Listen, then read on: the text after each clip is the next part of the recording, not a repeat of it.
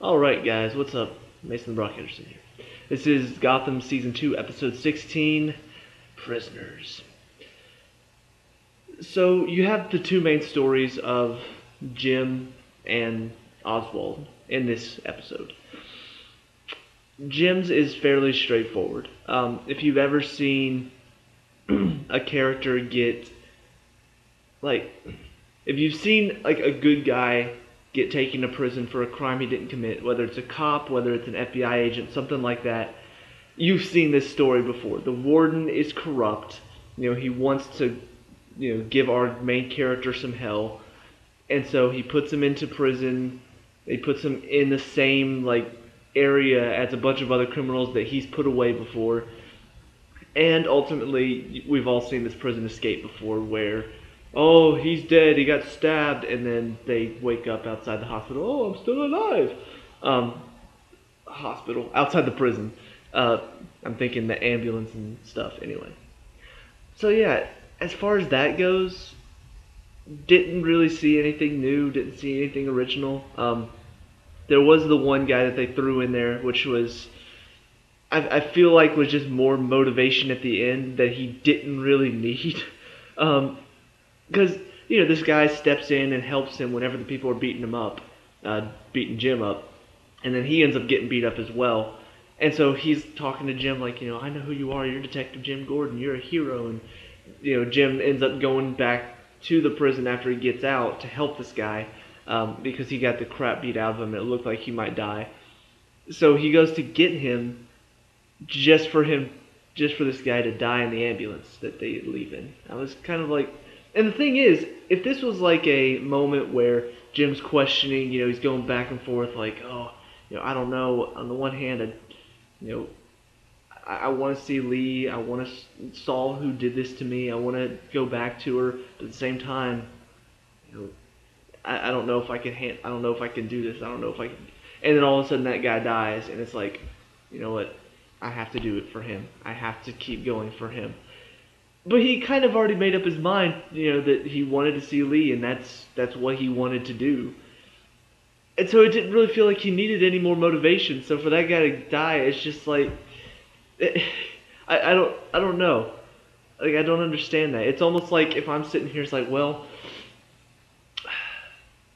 I could just get food here and eat here. So, some of the stuff, maybe cook some ramen noodles.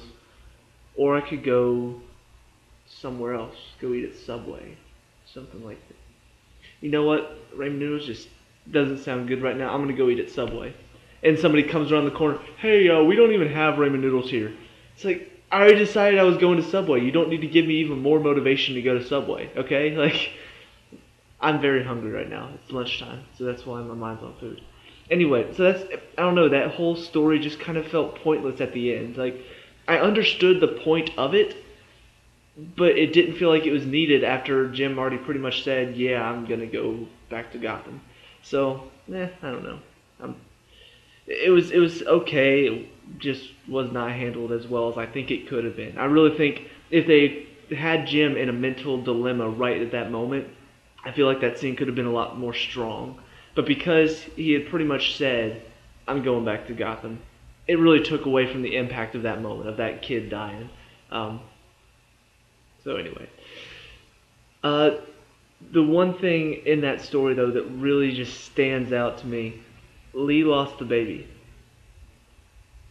Holy crap. Like, I knew that they were going to do something like that, because he was in there for a while. The warden even said, several weeks without an incident. So he's been in there for probably a few months. We saw the weather change and it started snowing, so he's been in there for a long time. A lot of stuff has happened on the outside. So to see that happen, especially because the way they handle it, it's almost like we're finding out the same way that Jim finds out. If we'd gotten to see it and then we go and see Jim and we tell Jim, like, that would have been one thing. It would have taken away from kind of the emotional shock of it. But because, we're pretty much seeing most of this through Jim's eyes. We see him in the prison. We see him going through his daily routine. He looks up at a picture of Lee every night. we see all this and we don't see anything going on the outside. It's the same thing that Jim's going through. He goes through this routine. He doesn't get to see, what's going on outside. So Harvey comes in, says, Lee lost the baby. It's just as shocking for him as it is for us. The way they handle that, very well done.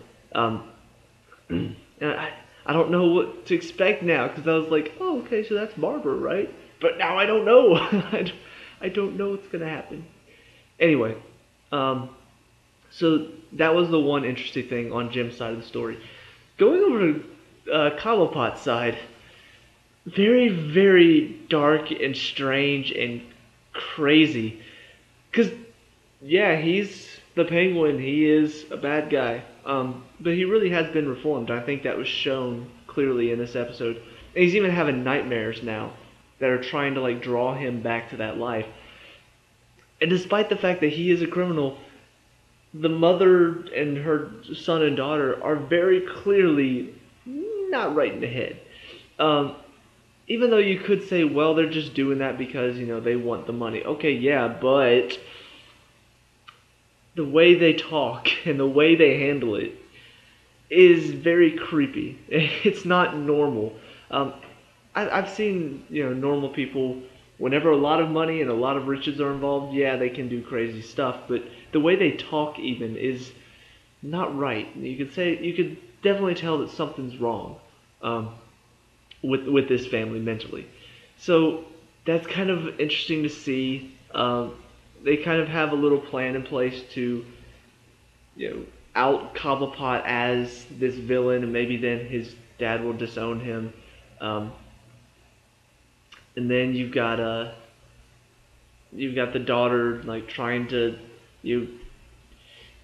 seduce him into being a bad guy, and then you've got they've got a plan to poison Cobblepot. So they've got all these different plans in place. They just keep coming up with new ones, trying to get the father from putting Cobblepot in the will, changing his will. But it doesn't feel like any of it is working. Ultimately, they try to poison Cobblepot, but through luck, the dad's like, you know what? Screw my health, and decides to drink at that one time, right at the wrong time, and ends up dying because of it.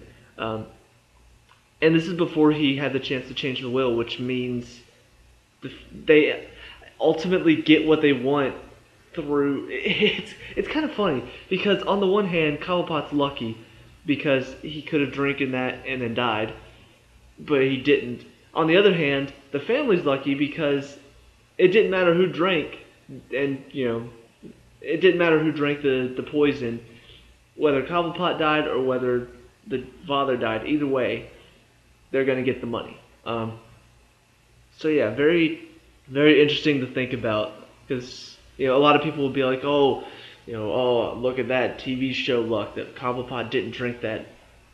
Yeah, but the family ended up getting what they wanted in the end anyway. So, I'm curious to see where this is going, because I don't know what they want to do with Cobblepot from here. I don't know what the plan is now for him, because there are several things you could do. So yeah, I don't know.